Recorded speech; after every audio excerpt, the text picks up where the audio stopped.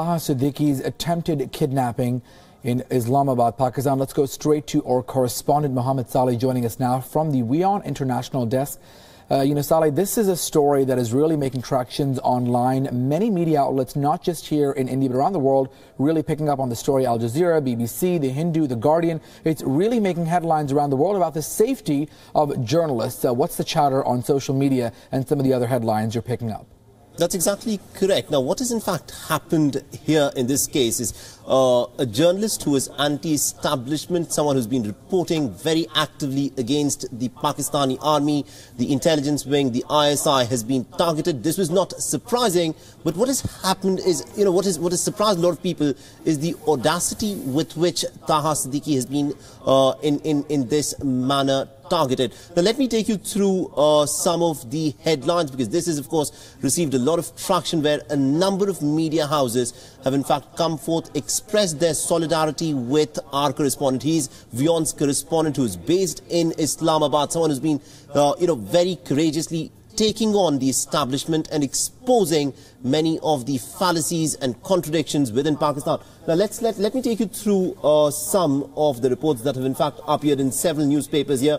The Pak bureau chief of an Indian television channel escapes kidnap bid. It talks about Taha Siddiqui, who's the Pakistan bureau chief of WION. World is One News has been receiving insistent messages from Pakistan's Federal Investigation Agency counter-terrorism wing since May 2017 to appear before it for his comments on social media against the military. This is a fact. Yes, he was being pestered by the establishment there, but what has happened yesterday is shocking, to say the least. Now, besides Times of India, which is one of the biggest papers in India, there are other papers as well who've also covered this story extensively. Gunmen tried to abduct the Pakistani bureau chief of an Indian channel, Taha Siddiqui, who has criticized the powerful military establishment and works for India's WION channel, narrowly escaped being kidnapped by armed men who roughed him up on Wednesday morning. Apart from this, Indian Express, one of the more respected newspapers in India, Scribe escapes kidnapping attempt. A journalist who's known for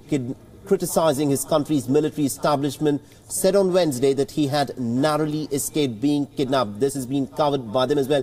And also our own sister concern, DNA, has also covered this story. WION's Pak Journo escapes kidnapping bid, where they've come out and said Siddiqui had posted a message via journalist Cyril Almeida's Twitter account recounting the details of, in fact, what happened. Because remember, immediately after he was assaulted, he did not have access to his mobile phone, did not have access to his Twitter account, and hence he had, in fact, resorted to using one of his colleagues' Twitter account to talk about it. And it's not just the Indian media here. International media has come out.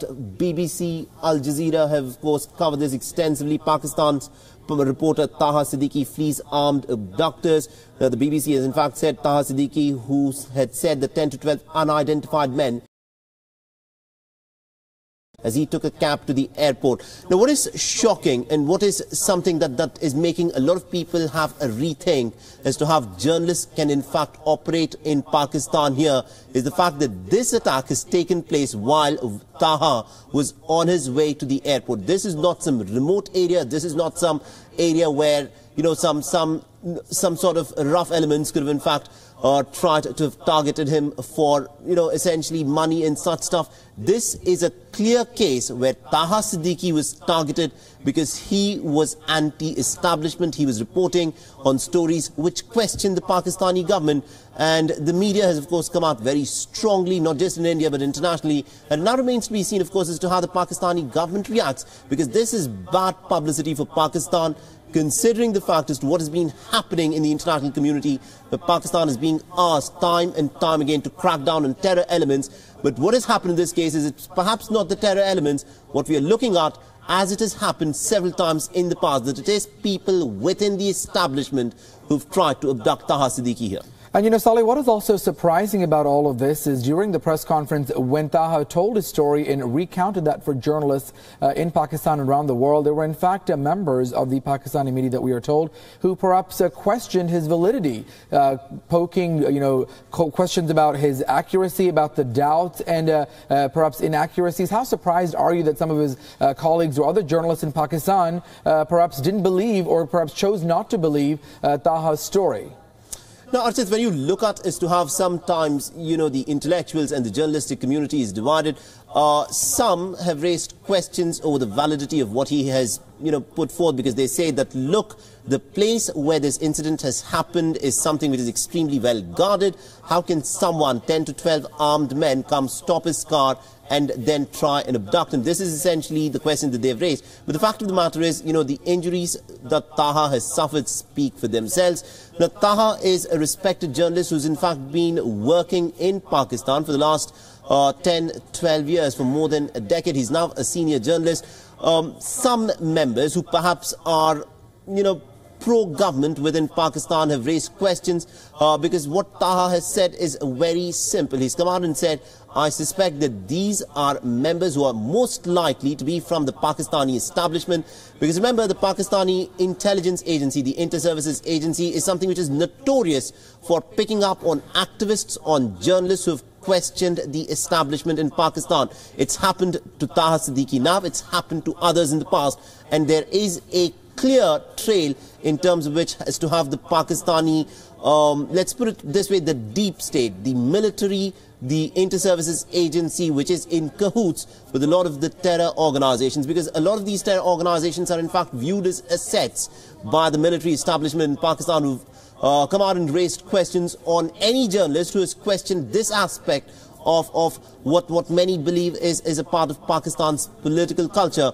And this is an unfortunate reality, Archie, the fact that, Pakistan, which claims that it is a democracy, still does not let the media operate freely. At this point of time, across the world, journalists are being targeted whenever they question the government. And in many places, in several countries, not just in Pakistan, the media tends to be pro-government, which is an unfortunate fact.